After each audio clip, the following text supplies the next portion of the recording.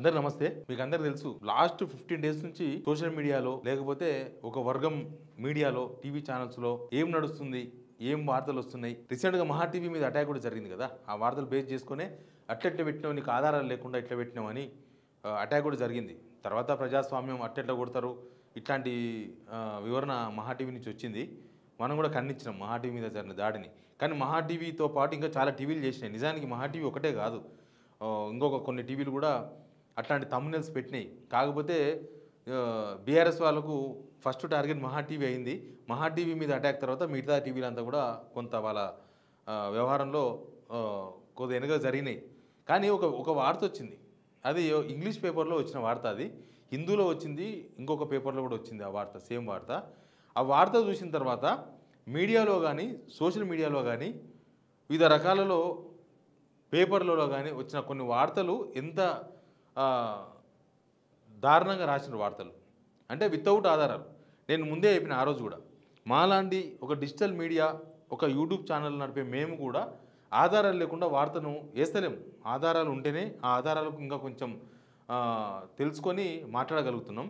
అట్లాంటిది షార్ట్లెట్ ఛానల్స్ పెట్టుకొని లేకపోతే పెద్ద పెద్ద గ్రూపులు పెట్టుకొని సోషల్ మీడియాలో ఇట్లాంటి వార్తలు ఎందుకు వేస్తున్నారని. ఏ వార్తలు మీకు తెలుసు కదా. కేటీఆర్ మీద చాలా దారుణమైన అటాక్ జరిగింది, ఒక 15 డేస్ జరిగింది.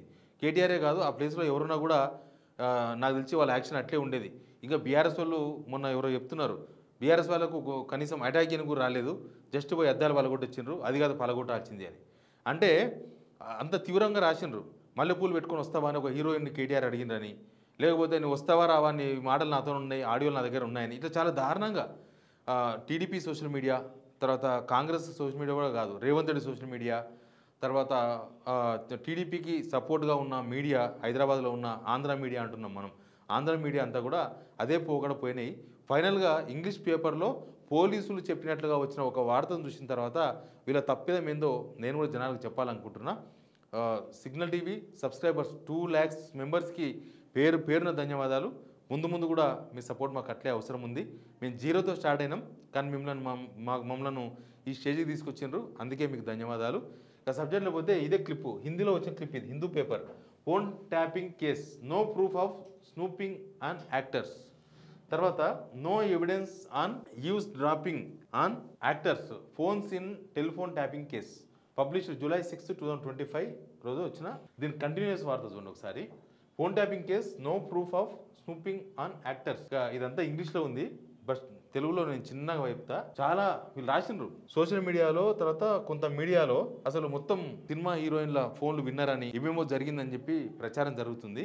కానీ ఇది రాసింది పేపర్ వాళ్ళే కావచ్చు, నాలాంటి జర్నలిస్టే కావచ్చు, కానీ పోలీస్ ఆఫీసర్లతో మాట్లాడిన తర్వాత నేను వార్త రాస్తున్నాను రాసిండ్రు. మర్రి రాము అని జర్నలిస్ట్ రాసిండ్రు ఇది.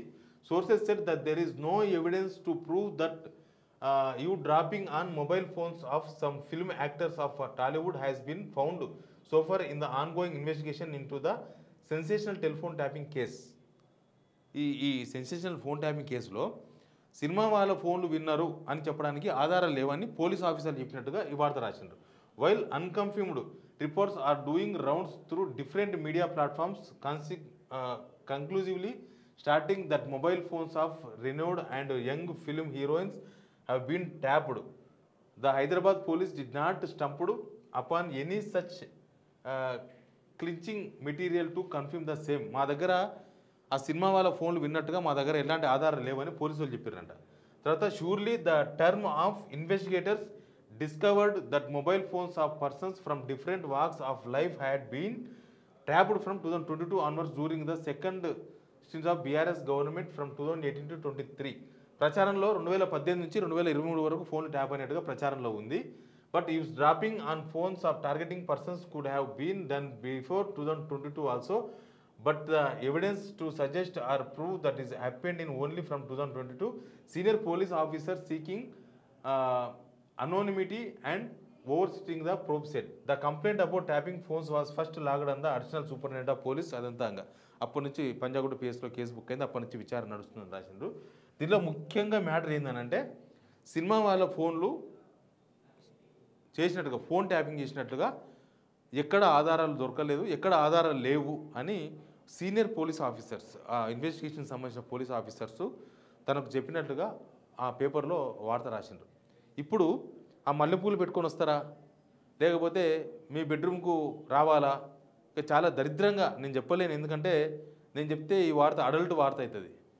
నేను ఒక యూట్యూబ్లోనే అడల్ట్ వార్త అవుతుందని చెప్తున్నప్పుడు శాటిలైట్ ఛానల్ వాళ్ళు ఎట్లా వేయగలిగినరు ఆ వార్తలు? వాళ్ళ దగ్గర ఏం ఆధారాలు ఉన్నాయి? ఫస్ట్ నుంచి మొత్తుకుంటున్నది అదే. అరే ఆధారాలు లేని వార్తలే చెప్పము. అట్లాంటిది ఈ జరిగిన ప్రచారం, సోషల్ మీడియాలో జరిగిన ప్రచారం కానీ, లేకపోతే మహా టీవీ వాళ్ళు, ఇతర టీవీ వాళ్ళు, నాట్ ఓన్లీ మహా టీవీ, మిగతా టీవీ వాళ్ళు కూడా చేసిన వాళ్ళు ఏం ఆధారాలు ఉన్నాయి? సిట్టు వాళ్ళే ఆధారాల కోసం ఇన్వెస్టిగేషన్ చేస్తున్నారు. ఒకవేళ వాళ్ళు ఇన్వెస్టిగేషన్ పూర్తయిన లోపు ఆధారాలు దొరికితే ఖచ్చితంగా దాన్ని ఎవరుంటే వాళ్ళు పనిష్ చేస్తుంది. చట్టం ప్రకారం ఖచ్చితంగా పనిష్ అవుతారు. సిట్టు తీసుకున్న ఆధారాలు ఏం చేస్తుంది? హైకోర్టుకి ఇస్తారు. హైకోర్టులో విచారణ నడుస్తుంది. కానీ అవేమి తేలకుండా, అవి లేకుండానే సిట్టు దగ్గరనే ఆధారాలు లేవని చెప్తుంటే ఈ టీవీ ఛానల్ వాళ్ళకు, ఈ సోషల్ మీడియా వాళ్ళకి ఎక్కడి నుంచి వచ్చినాయి? చాలా దారుణంగా రాసిన వార్తలు. ఒకవేళ ఆ ప్లేస్లో కేటీఆర్ కాకుండా రేవంత్ రెడ్డి ఫోటో ఉందనుకో, ఒకవేళ వాళ్ళు రాసిన ఆ పేపర్ కటింగ్స్, ఊరు పేరు లేని పేపర్ కటింగ్స్, లేకపోతే తమ్మునేల్స్లో ఒకవేళ రేవంత్ రెడ్డి పేరు కనుక ఉంటే నిజంగా బీఆర్ఎస్ వాళ్ళు ఉత్తగా అద్దాల పలగొట్టొచ్చారు. కానీ ఖచ్చితంగా అంతకైనా దారుణంగా ఉండేది, చాలా దారుణంగా ఉండేది. ఒకవేళ రేవంత్ రెడ్డి పేరు అట్లా కనుక పెట్టి, ఒకవేళ ఆయన ప్రతిపక్షంలో ఉన్నప్పుడు కూడా, నాట్ ఓన్లీ గవర్నమెంట్ ఉన్నారు కాబట్టి పాపరు అని చెప్తలేను, ఒకవేళ ప్రతిపక్షంలో ఉన్నప్పుడు కూడా రేవంత్ రెడ్డి పేరో లేకపోతే సంథింగ్ ఎవరి పేరన్నా రాసి ఉండింటే ఖచ్చితంగా బద్దలు డబల్ బాల్చింగ్ అలా అయ్యేది.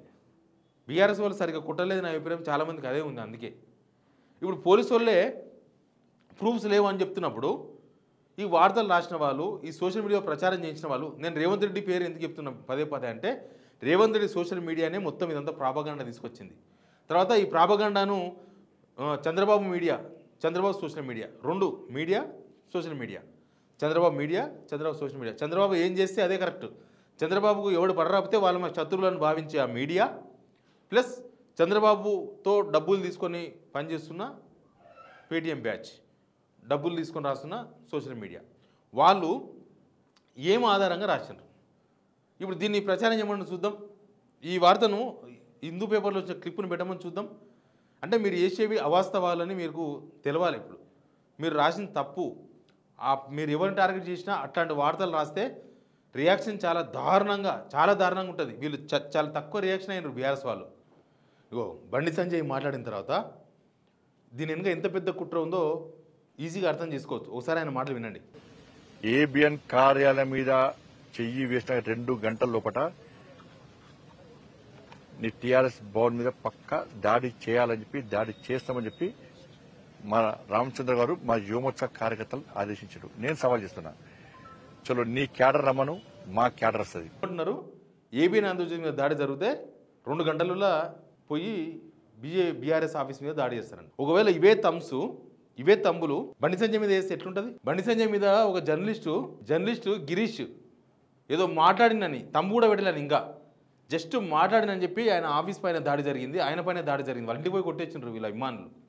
అంటే ఈయన మీద మాట్లాడితేనేమో దాడి జరుగుతుంది, అవతల మీద మాట్లాడితే, అవతల మీద అడ్డదిడ్డంగా రాస్తే, అడ్డ మీద తమ్ముళ్ళు పెడితే మాత్రం దాడులు జరగవా?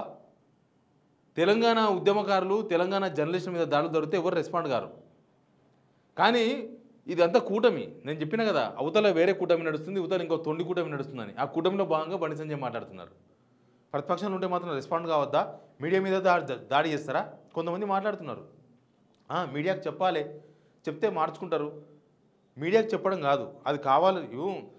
నిన్న ఆంధ్రజ్యోతి రాధాకృష్ణ రాసిండ్రు, ఏదో మిస్టేక్లో ఒక మీడియా ఛానల్ వాళ్ళు, ఒక ఛానల్ వాళ్ళు తప్పుడు తమ్మునేలు పెడితే దాని మీద అటాక్ చేయడం ఎంతవరకు కరెక్ట్ అని రాసిండు ఆయన.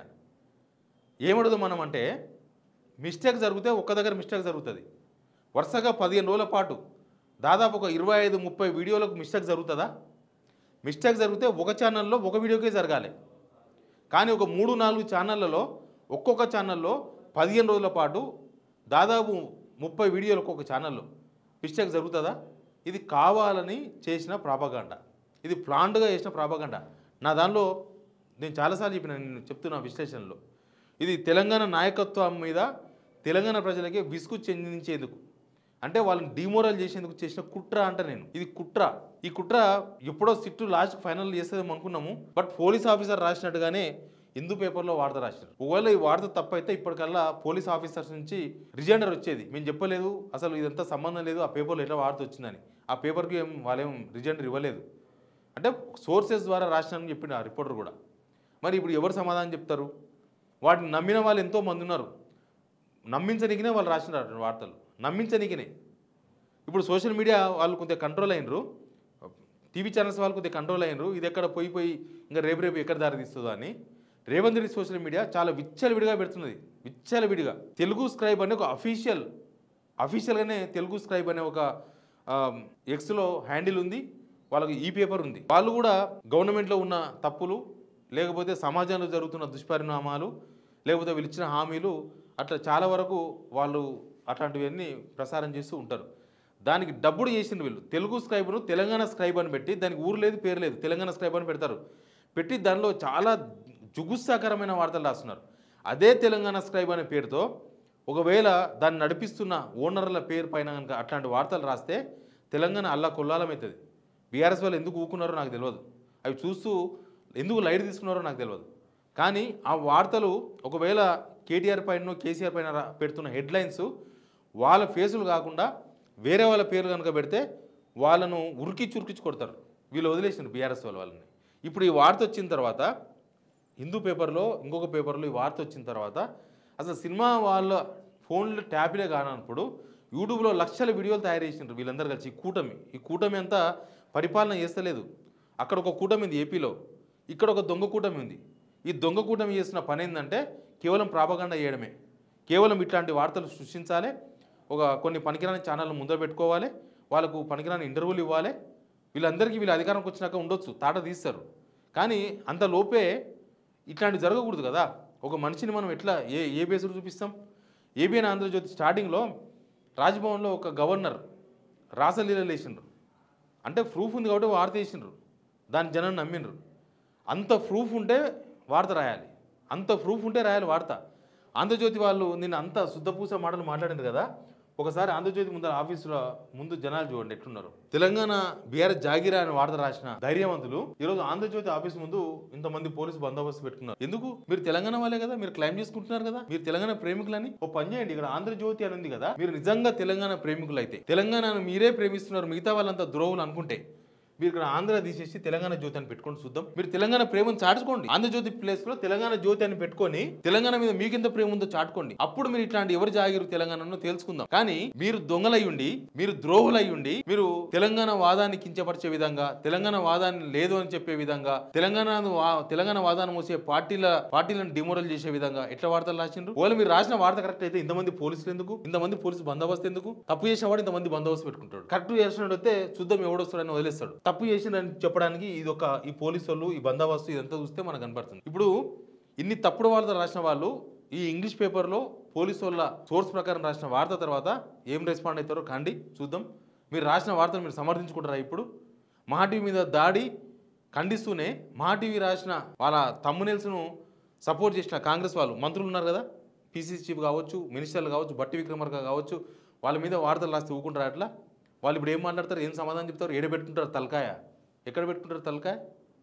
Please subscribe signal TV.